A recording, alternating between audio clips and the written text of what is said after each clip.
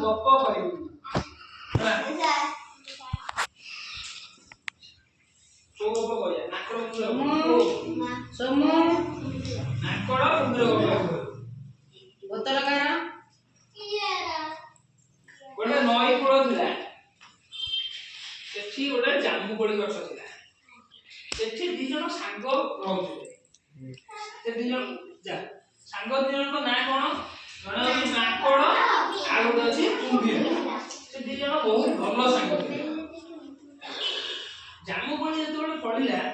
ମାଙ୍କଡ଼ କଣ କରେ ମାଙ୍କଡ଼ ନିଜେ ଖାଏ ଆଉ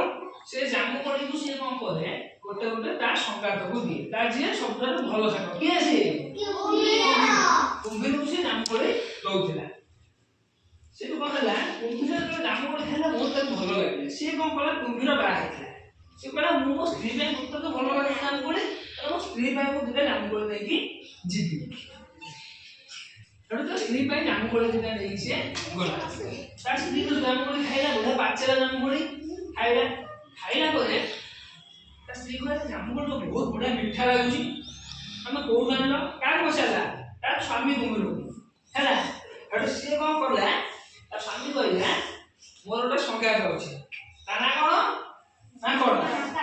ସିଏ ମତେ ଦଉଛି ସବୁଦିନ ତା ସ୍ତ୍ରୀ ଟିକେ ଲୋଭ କଲା କଣ ମାଙ୍କଡ଼ ଯଦି ଜାମୁକୋଳି ଦଉଛି ବଢ଼ିଆ ମିଠା ଲାଗୁଛି ତାହେଲେ ମାଙ୍କଡ଼ ସବୁଦିନ ଜାମୁକୋଳି ଖାଉଛି ତାହେଲେ ସିଏ ଯଦି ସବୁଦିନ ଜାମୁକୋଳି ଖାଉଛି ତାହେଲେ କଲିଜା ତ ବଢ଼ିଆ ମିଠା ହେଇଯିବ ହେଲା ମାଙ୍କଡ଼ କଲିଜା ଯେତେବେଳେ ମିଠା ହେଇଯିବ ତାହେଲେ ମତେ ତମେ ସେ ମାଙ୍କଡ଼ର କଲିଜା ଆଣିକି ଦିଅ ମୁଁ ମାଙ୍କଡ଼ର କଲିଜାକୁ ଖାଇବି ଇଏ କଣ କଲା ଇଏ ତା ସ୍ତ୍ରୀ କଥା ମାନିବ ସେଠୁ ସିଏ ଯାଇକି ମାଙ୍କଡ଼କୁ ଆଗ କହିବ ତ କଲିଜା ମତେ ଦେ କହିବ କି ମାଙ୍କଡ଼ ଆସିବନି ମିଛରେ କହିଦେଲା କି ଆଉ ମୋ ସ୍ତ୍ରୀ ଆଜି ତମକୁ ରଖେଇ ପଠେଇକି ଚାଲ ସେଠୁ ମାଙ୍କଡ଼ ଜାଣିପାରିଲାନି ମାଙ୍କଡ଼ କୁମ୍ଭୀର ପିଠିରୁ ନଈ ଉପରେ ଜାମୁକୋଳି ଗଛରୁ କୁମ୍ଭୀର ଉପରକୁ ଉଡ଼େଇ ପଡ଼ିଲା ହେଲା ସେଠୁ କୁମ୍ଭୀର ତାକୁ ପିଠିରେ ବସେଇକି ଅଧା ବାଟ ଯାକେ ଆଣିଲା ପରେ ସେଠୁ କୁମ୍ଭୀର କଣ କଲା ସତ କଥା କହିଲା ମୋ ସ୍ତ୍ରୀ ଏମିତି କହୁଥିଲା ଜାମୁକୋଳି ବହୁତ ମିଠା ଲାଗୁଛି ଆଉ ତମେ ସବୁଦିନ ଜାମୁକୋଳି ଖାଉଛ ତାହେଲେ ତମ କଲିଜା ଆଉ ତ ମିଠା ହେଇଯାଇଥିବ ସେଥିପାଇଁ ତମ କଲିଜାଟା ଦବ ମୋ ସ୍ତ୍ରୀ ତାକୁ ଖାଇବ ସେଥିପାଇଁ ମୁଁ ତମକୁ ଆଣିଛି ମାଙ୍କଡ଼ ଏଠୁ କଣ କଲା ମାଙ୍କଡ଼ ଡରିଯିବ ନା ନାଇଁ ଟିକେ ମାଙ୍କଡ଼ ଗୋଟେ ଚାଲାକ ଥିଲା ମାଙ୍କଡ଼ କହିଲା ମୋ କଲିଜାକୁ ମୁଁ ଗଛ କୋରରେ ରଖିଦେଇଛି କୋଉଠି ରଖିଛି ଗଛ କୋରରେ ଆଉ ମୁଁ ତ ଭୁଲିଗଲି ଆଣିବାକୁ କଣ କରିବା ତାହେଲେ ଚାଲ ମତେ ଟିକେ ଗଛ ପାଖକୁ ନେଇଯାଅ ମୁଁ କଲିଜାଟା ମୋର ନେଇକି ଆସିବି ଆଣିକି କଣ କରିବି ତୁମକୁ ଦେଇଦେବି କୁମ୍ଭୀର ଟିକେ ରୋକା ଥିଲା କୁମ୍ଭୀର ପଳେଇଲା ଗଛ